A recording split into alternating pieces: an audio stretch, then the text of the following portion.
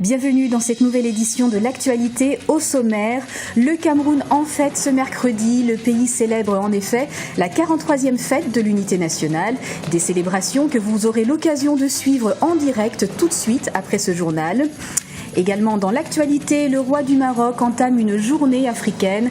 Mohamed VI est attendu ce mercredi à Dakar, au Sénégal, avant de se rendre en Côte d'Ivoire, au Gabon et en Guinée-Bissau. Et puis visite d'un musée au Nigeria. Il s'agit du musée d'Inanka, initiative privée, une galerie qui présente des œuvres tant anciennes que contemporaines. Le Cameroun célèbre ce mercredi la fête de l'unité nationale sous le thème « Forces de défense en synergie avec les forces vives de la nation » pour relever les défis sécuritaires et préserver la paix au Cameroun et en Afrique centrale. L'occasion pour les Camerounais, mais aussi certains spécialistes, de revenir sur l'esprit de ces célébrations. Aminata Diak nous en dit plus. Le Cameroun célèbre ce mercredi 20 mai 2015 la 43e fête de l'unité nationale, une date qui marque la naissance de la République unie du Cameroun et la fin du système fédéraliste. C'est un moment où les jeunes doivent apprendre à s'entraider les uns les autres, à s'unir et à aller selon un même objectif, et afin d'asseoir les mêmes bases pour un avenir meilleur. Pour moi, la fête de l'unité représente l'unification du Cameroun. Hein. Oui. Pour moi, c'est ce que représente la fête de l'unité. La fête de l'unité est la fête de tous les Camerounais. C'est une fête vraiment qui nous marque. On a vraiment la conviction, la joie et la fierté de fêter cette. On prépare vraiment cette fête avec beaucoup d'affection. Pour certains observateurs, cette unité nationale devrait être consolidée pour raffermir la cohésion sociale. C'est vrai que toute cette unité nationale a besoin en fait d'être consolidée. Et c'est vrai que le pays a connu ces derniers temps un nombre de contraintes assez fortes d'un point de vue économique. En fait, on a passé une crise qui a failli ébranler toutes ces valeurs. Mais au fond, on en ressort quand même grandi et on a appris, à vivre ensemble, à mieux se connaître et surtout à partager un idéal national. Le Cameroun peut aujourd'hui se réjouir de sa stabilité politique malgré les difficultés conjoncturelles que rencontre le pays. Une stabilité gage de paix et d'unité. Les problématiques économiques sont lourdes pour tout le monde, c'est-à-dire les gens se plaignent.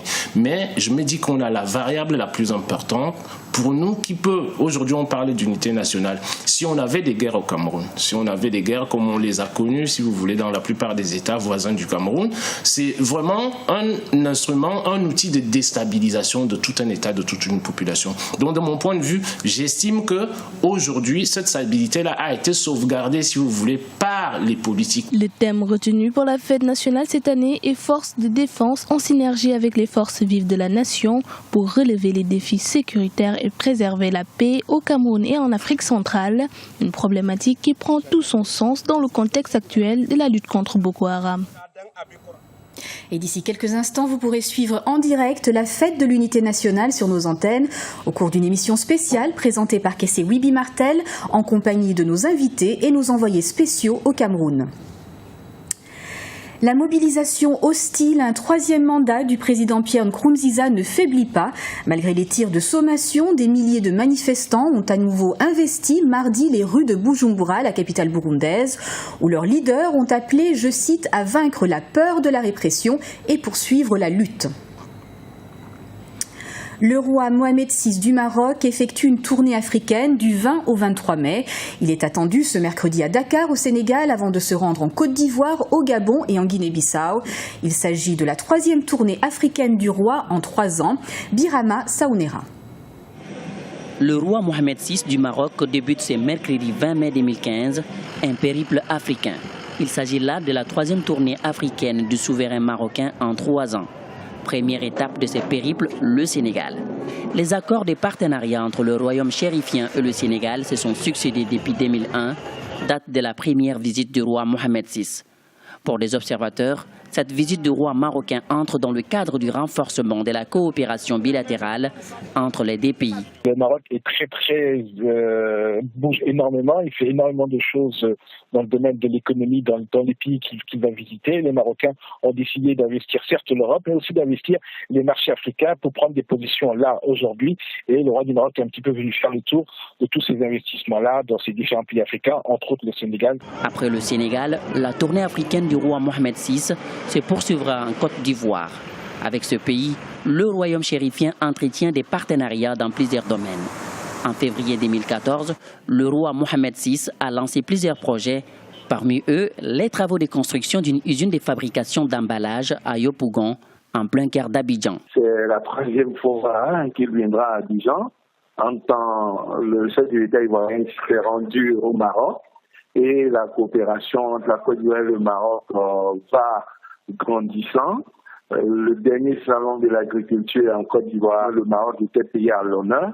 Donc, il faut s'attendre à ce que les investissements du Maroc en Côte d'Ivoire se renforcent et se consolident. La Guinée-Bissau et le Gabon accueilleront également le roi marocain dans le cadre de ses périples africains. Au cours de ces visites, le souverain marocain aura des entretiens avec les présidents de ces pays et présidera les cérémonies de signature d'accords bilatéraux ainsi que le lancement de projets de coopération. Depuis 2010, les investissements du Maroc en Afrique s'élèvent à 1,5 milliard d'euros. L'ancien Premier ministre mauricien Navin Rangoulam a été libéré sous caution ce dimanche après avoir passé 2 nuits en cellule policière. Il avait été arrêté le vendredi 15 mai sous 3 accusations provisoires, à savoir faux, blanchiment d'argent et entente délictueuse dans le cadre du scandale financier qui touche le groupe British American Investment. Les explications d'Aminata Diak. À Maurice, l'ancien Premier ministre Navin Rangoulam, arrêté le 15 mai dernier par la police, a été libéré sous caution ce dimanche 17 mai. L'ex-chef de gouvernement mauricien devra répondre de 3 accusations provisoires, faux, blanchiment d'argent et entente délictueuse. En effet, il est cité dans un grand scandale financier qui touche le groupe British American Investment, mais aussi accusé d'avoir apposé sa signature au bas de documents autorisant la vente de propriétés immobilières appartenant au même groupe. Ces 3 accusations, en fait, concernent des transactions immobilières qui ont été effectuées en novembre 2014. En novembre 2014, un proche de l'ancien Premier ministre, qui était alors directeur d'une agence d'État, avait effectué une transaction immobilière avec une banque qui a été mise en liquidation début mai. La police soupçonne le Premier ministre de s'être entendu avec ce proche pour s'approprier certains biens. Et la police soupçonne également le Premier ministre, l'ancien Premier ministre, d'avoir bénéficié d'un prêt pour l'acquisition d'un bungalow dans le nord du pays sans avoir payé toutes les mensualités de son prêt. L'accumulation des démêlés de l'ancien Premier ministre mauricien avec la justice crée aujourd'hui des frictions au sein de sa formation politique, le Parti travailliste mauricien, dont certains responsables lui demandent de se retirer de la scène politique. Depuis le débat électoral de décembre 2014 et l'arrestation de Navin Rangoulam, il y a énormément de tumultes, de turbulences à l'intérieur de son propre parti. Parce que Navin Rangoulam lui-même avait défendu le principe que quiconque mis en cause dans une affaire en justice doit prendre un retrait de la scène politique. Il avait exigé notamment cela de ses ministres. Et c'est exactement ce qu'on a exigé de lui maintenant, au sein même de son parti. Certains cadres de son parti, en fait, celui qui apparaît comme étant son dauphin naturel au Parti travailliste, lui a demandé depuis plusieurs semaines de se retirer de la scène politique. Navin Rangoulam devrait répondre de ces accusations devant la justice dans les prochains jours. Son co-accusé, Daoud Rawat, président directeur général du groupe British American Investment, serait en fuite à Londres selon certaines sources. Direction le Nigeria à présent pour découvrir un musée pas comme les autres. Il s'agit du Dinanka Art Gallery situé à Abuja, un musée qui présente des œuvres tant anciennes que contemporaines. Immersion dans l'art nigérian en compagnie de notre correspondante au Nigeria, Afolake Oyinloye. Construit dans un style architectural moderne, Dinanka Art Gallery est situé au cœur de la ville d'Abuja au Nigeria. Ce musée, créé par Emeka Eze, a ouvert ses portes en 2012. Il abrite une grande collection d'œuvres anciennes, dont certaines sont centenaires. J'ai commencé à collecter des œuvres dans les années 80 et j'ai des œuvres d'environ 51 ans. Des œuvres du professeur Ben Nwangu, le grand maître nigérian des arts modernes. J'ai également des œuvres de David Dale, Joe Moussa et d'autres artistes. Le musée et la galerie existent depuis environ 3 ans à Abuja, mais je collectionne depuis les années 80. Et pour le montrer, Emeka Eze parle de son gramophone des années 20. Preuve que ce ne sont pas seulement les artistes nigérians qui sont l'objet de sa collection. J'aime que les gens voient d'où nous venons en ce qui concerne la musique jouée avec des instruments. Aujourd'hui, vous pouvez jouer de la musique avec des téléphones portables. Et la plupart des enfants ne connaissent rien à propos du gramophone. Il est bon pour eux aujourd'hui de connaître les étapes traversées pour arriver là où nous sommes maintenant.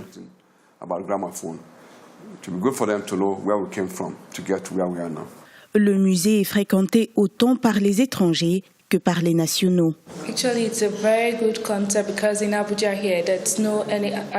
Je connais cet endroit depuis environ 2 ans. C'est un très bon concept, car ici à Abuja, il n'y a pas de musée d'art. C'est une bonne chose pour quelqu'un de penser à une galerie d'art comme ça. Même le gouvernement n'y a pas pensé.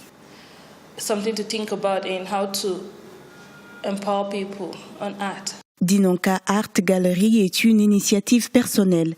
Emeka Eze est un passionné d'art. La majeure partie de sa vie est consacrée à ces vestiges du passé. C'était le journal de la rédaction. Merci de l'avoir suivi. Dans quelques instants, votre émission spéciale consacrée à la 43e édition de la Fête de l'Unité, célébrée ce mercredi 20 mai au Cameroun.